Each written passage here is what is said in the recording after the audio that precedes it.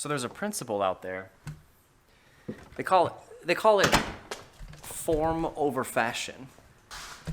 What that means is you typically want your product to look prettier instead of functioning better.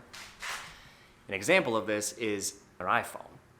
I know I'm probably gonna get a lot of hate for that, but I'm an Android guy. One of the things I'm talking about is instead of giving you a back button, you have to go to the top and continuously press the button in the upper left-hand corner.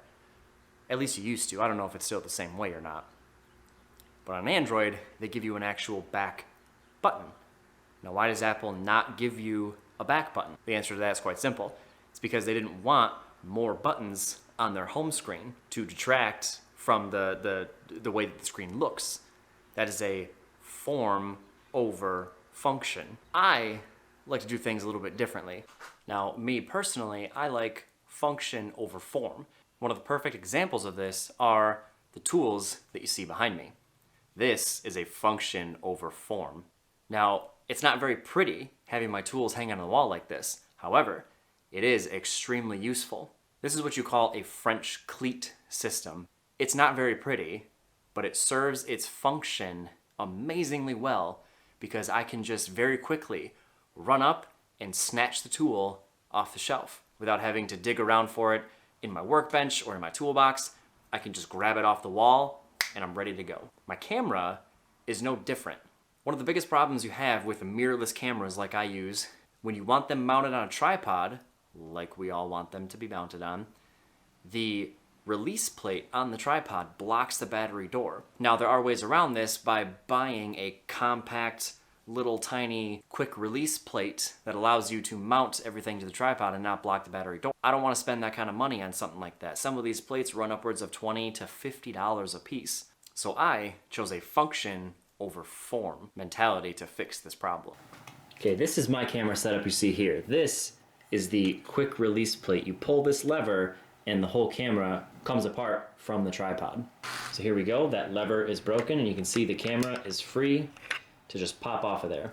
Here's the battery door on my camera. You can see that even though I have the plate mounted in the shortest way possible, when I need to change a battery, it's blocked. This is a huge, huge problem. The solution to this problem is a hacksaw and a bench vise. So here we can see the modified plate on this camera.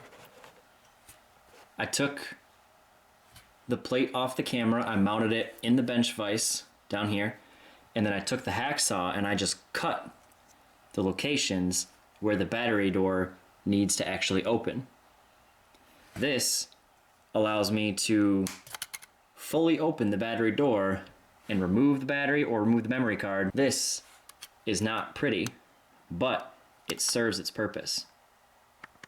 Because not everything has to be super beautiful. It just has to serve a purpose.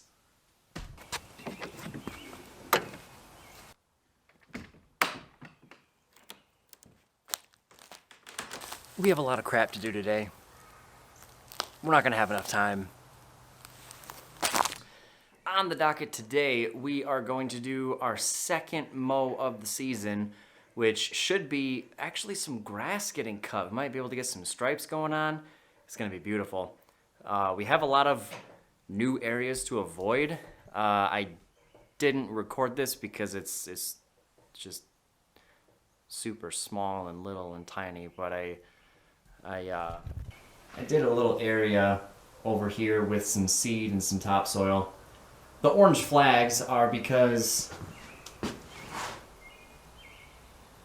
that lady right there, she likes to destroy everything that I plant. Like I can throw down grass seed and within 10 minutes she's running in the dirt. She likes the mud or something.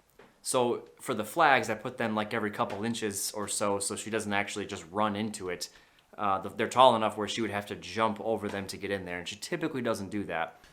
So after our mow, we're going to plant some more grass seed over in the shady area of the lawn. You don't seed in the spring. What are you doing?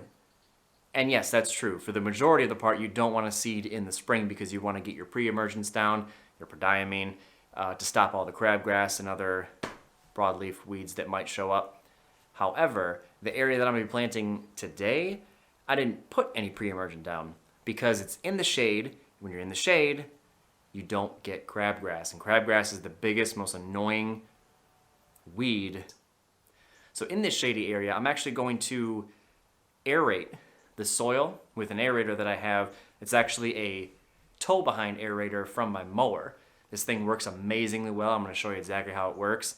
Then we're gonna throw down some Johnson's Deep Shade. I went to the local nursery and I talked to the workers there and I said, hey, I've got this place. It's completely shaded throughout the day.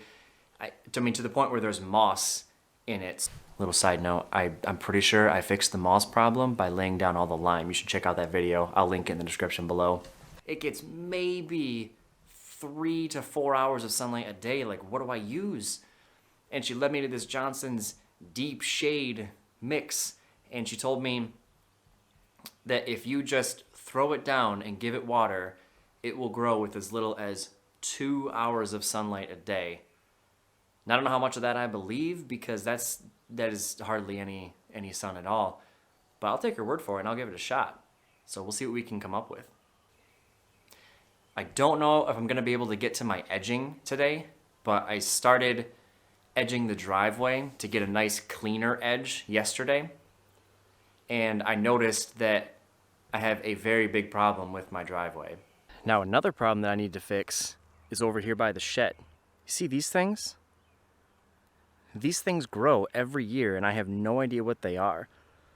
I have no control for them, so I've tried using 2,4-D and I've tried using quinclorac and I've tried using just general weed killer on these things and nothing will kill these. So what I end up doing is actually coming through and you can see them. They're everywhere over here. What I end up doing is actually coming through with a weed whacker and just destroying all of them. They drive me insane. Let's see if we can get a good look at one. So here's a good one that's actually opening up. You can see it has just a typical thin little stalk. And then the leaves look like your typical broadleaf. This is how they start out anyway. And then the plant will grow and grow and grow until it's about 1 foot to 18 inches tall. And then the leaves on the top of the plant actually expand and get to be about the size of a dinner plate. It's just absurd. And you can even see here, it grows through the mulch that I have on the side of the barn. It just pushes its way through everything. So we're gonna try to get this taken care of today too. But first things first, we have to mow. It is super important that you go through and check the height of your deck. Now, I have a mix of Kentucky bluegrass, fescue, fine fescue, ryegrass, and last year I actually overseeded with the GCI turf-type tall fescue. All these grasses typically want to be mowed at somewhere between 3.5 to 4.5 inches. As I mentioned, it's important that you go through and actually measure the height of your blades from the ground and confirm that you're actually getting those heights. A lot of people confuse the numbers on your deck with inches of cut, and this is not true. This is just a setting on your mower. It has nothing to do with the height of the cut. For the height of my mower, you'll see I have mine set at about setting 4 to 4.5. When I've mowed at this setting in the past, this is actually a 2.5 inch cut when I go out and actually measure random blades of grass in my lawn after cutting.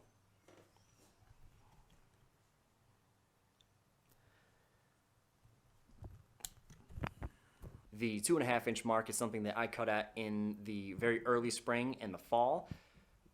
The fall before winter comes so I can get the grass just a touch lower so the snow doesn't bend and fold the grass blades over and create more problems for me in the future in the spring. And then I also cut at 2.5 inches in the spring for my very first charity mow of the season to get rid of any leaves or extra gunk that's just on the ground before I swap out my blades. When I need to cut my lawn at 4.5 inches, I actually have to raise my deck up and leave the deck up and not touching the ground in order to get those heights. The things we do for our grass.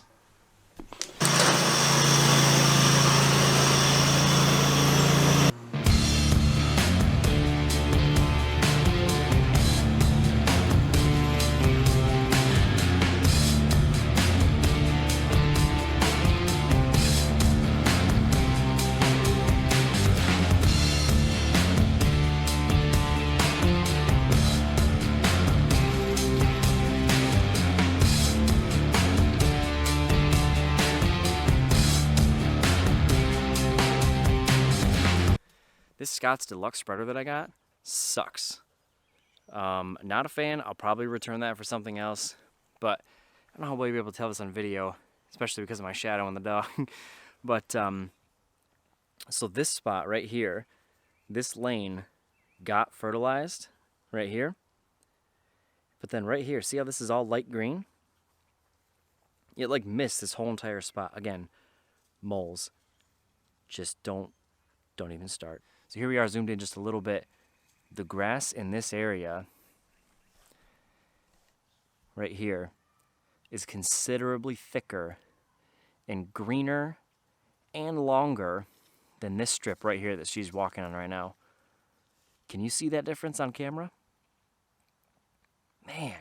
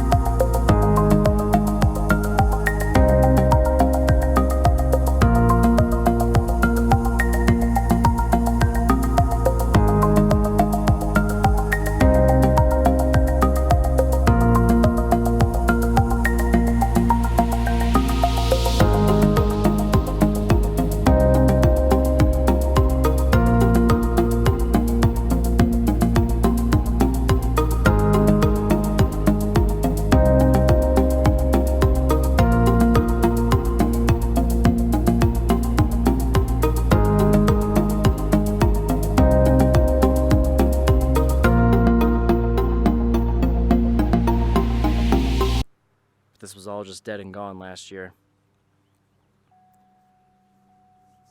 So it looks great.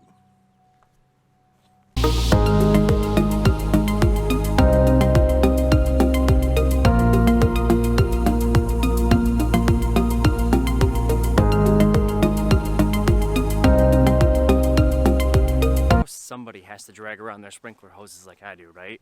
I can't be the only one. Super annoying. Maybe eventually I can get a sprinkler system, but again, 20,000 square feet, that's a big system. This is by HDX, the 41% glyphosate. This is the same kind of thing you'd use if you wanted to do a whole entire lawn renovation. You'd mix this up in your tank sprayers and you would spray the whole entire lawn to kill the whole thing, and then do the whole mowing and bag it up and all that junk. This is the only thing that I could find at Home Depot that I think is going to have a chance at killing this stuff. So 41% glyphosate. So here are the mixing instructions. We're using a tank sprayer. We're going to go the hardcore mixing instruction. Tough weed control for lawn perennials, brush, or lawn renovation. And this is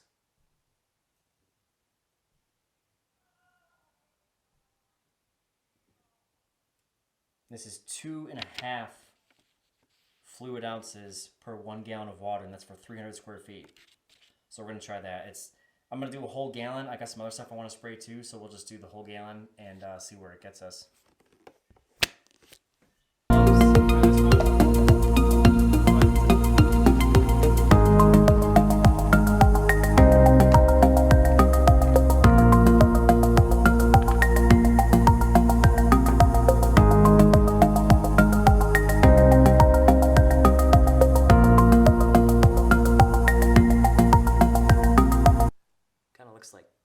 Kind of looks like beer.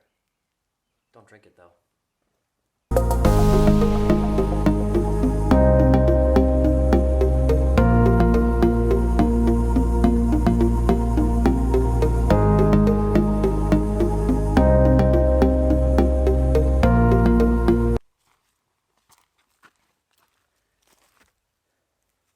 Okay, so I want to reiterate, this is not correct spraying technique.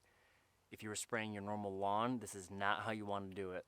The only reason I'm being so generous with this stuff is because it's bare dirt. I have nothing to lose here, and I want this stuff dead. So this is what I'm going to do. Do as I say, not as I do, right?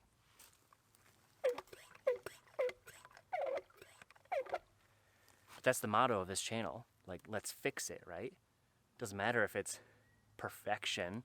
We're just going to fix the problem. Remember? Function over form, right?